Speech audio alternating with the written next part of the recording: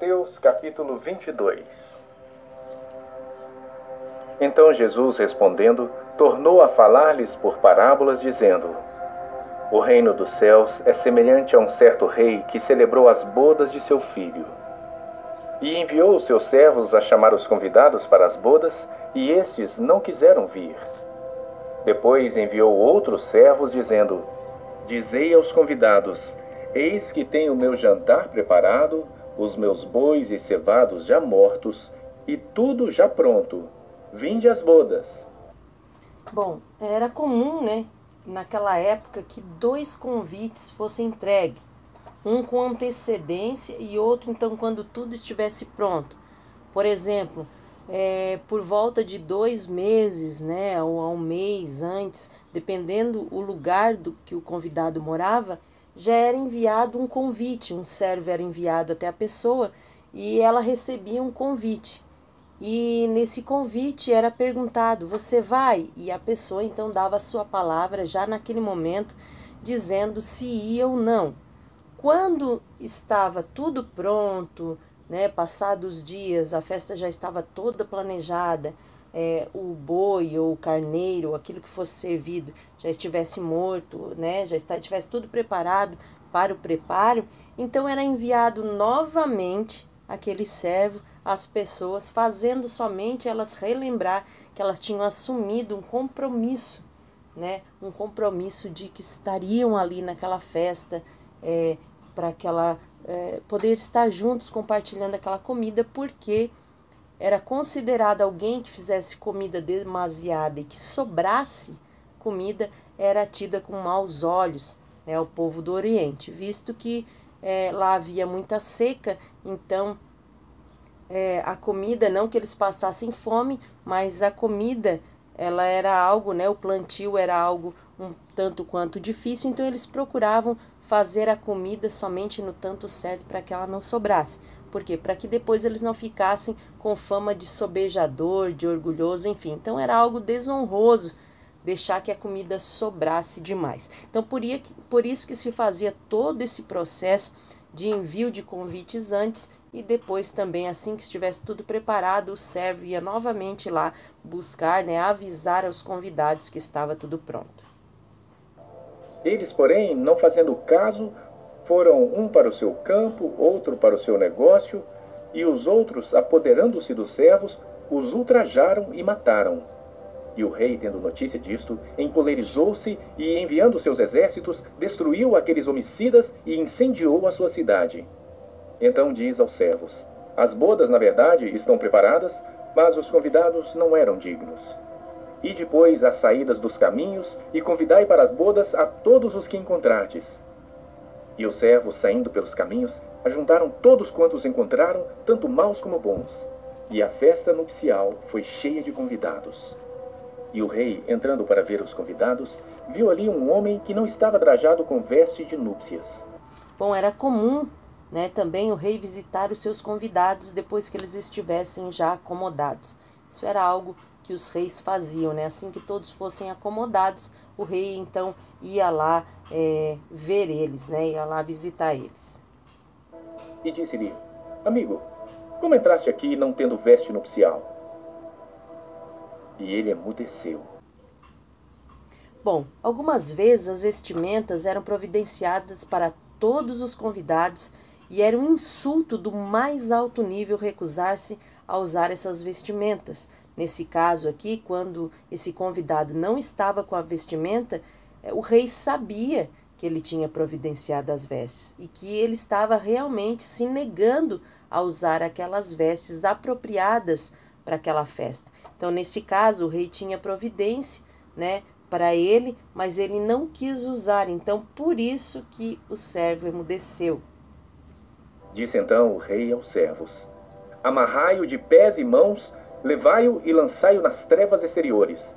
Ali haverá pranto e ranger de dentes. Então foi isso que aconteceu com aquele convidado, isso que é o que acontecia, na verdade, com aqueles convidados, porque eles estavam, quando eles se recusavam a usar as vestes, né, assim já providenciadas para eles, então isso, quando se negava, era a mesma coisa que estar insultando, afrontando àquele quem convidou. Então o rei enviou o soldado para a prisão e tormento para pagar pelo crime contra o seu governante, ilustrando também mais uma vez o que vai acontecer com aqueles que rejeitam a Jesus, aqueles que rejeitam a Cristo, né? Aqui também é uma analogia do que está por vir, de todo aquele que negar a Jesus, de todo aquele que não quiser servi-lo, colocar as vestes, né? As vestes brancas, as vestes nupciais, porque nós somos a noiva de Cristo. Todo aquele que se negar a isso estará insultando a Deus e automaticamente, então, será punido, né? Terá, assim, então, a consequência da sua desobediência. Porque muitos são chamados, mas poucos escolhidos. Então, retirando-se os fariseus, consultaram entre si como o surpreenderiam em alguma palavra. E enviaram-lhe os seus discípulos com os herodianos, dizendo: Mestre, bem sabemos que és verdadeiro e ensinas o caminho de Deus segundo a verdade, e de ninguém se te dá, porque não olhas a aparência dos homens. Bom, aqui nós vemos que eles chegam até Jesus e falam sobre os herodianos. Se você quiser anotar aí no seu caderno, então, herodianos era um grupo político que, associado aos interesses da família de Herodes, que acreditavam na doutrina de Herodes. E o que é a doutrina de Herodes? Para você também anotar aí no seu caderno, doutrina de Herodes. Na doutrina de Herodes, defendiam então a submissão aos romanos e a liberdade para as religiões pagãs, assim como para o judaísmo. Se esse fosse mais conveniente e ajudasse a aumentar as suas pretensões políticas e então ganhar ganhos seculares, né? Então essa era a doutrina de Herodes. Dize-nos, pois, que te parece? É lícito pagar o tributo a César ou não? Jesus, porém, conhecendo a sua malícia, disse: Por que me experimentais, hipócritas? Mostrai-me a moeda do tributo. E eles lhe apresentaram um dinheiro. E ele disse-lhe: De quem é esta efígie e esta inscrição? Dizem-lhe eles: De César. Então ele lhes disse: Dai, pois, a César o que é de César, e a Deus o que é de Deus. E eles, ouvindo isto, maravilharam-se, e deixando, se retiraram. No mesmo dia chegaram junto dele os saduceus, que dizem não haver ressurreição, e o interrogaram, dizendo: Mestre, Moisés disse: Se morrer alguém não tendo filho, casará o seu irmão com a mulher dele, e suscitará descendência a seu irmão. Ora, houve entre nós 7 irmãos. E o primeiro, tendo casado, morreu, e não tendo descendência, deixou sua mulher a seu irmão. Da mesma sorte o segundo e o terceiro, até o 7º. Por fim, depois de todos, morreu também a mulher. Portanto, na ressurreição, de qual dos 7 será a mulher? Eles estavam perguntando isso a Jesus, né? Eles estavam tramando contra Jesus. Isso porque os rabinos, eles ensinavam que a mulher, nesse caso, ficaria com o primeiro marido. E eles queriam saber o que Jesus responderia, né? Se Jesus responderia o contrário disso que eles estavam ensinando. Visto que todos a possuíram, Jesus, porém, respondendo, disse-lhes: Errais não conhecendo as Escrituras, nem o poder de Deus. Porque na ressurreição nem casam, nem são dados em casamento, mas serão como os anjos de Deus no céu. E acerca da ressurreição dos mortos, não tendes lido o que Deus vos declarou, dizendo: Eu sou o Deus de Abraão, o Deus de Isaque e o Deus de Jacó? Ora, Deus não é Deus de mortos, mas de vivos. E as multidões, ouvindo isto, ficaram maravilhadas da sua doutrina. E os fariseus, ouvindo que ele fizera emudecer os saduceus, reuniram-se no mesmo lugar. E um deles, doutor da lei, interrogou-o para o experimentar, dizendo: Mestre, qual é o grande mandamento na lei? E Jesus disse-lhe: Amarás o Senhor teu Deus de todo o teu coração, e de toda a tua alma, e de todo o teu pensamento. Este é o primeiro e o grande mandamento. E o segundo, semelhante a este, é: Amarás o teu próximo como a ti mesmo. Destes 2 mandamentos dependem toda a lei e os profetas.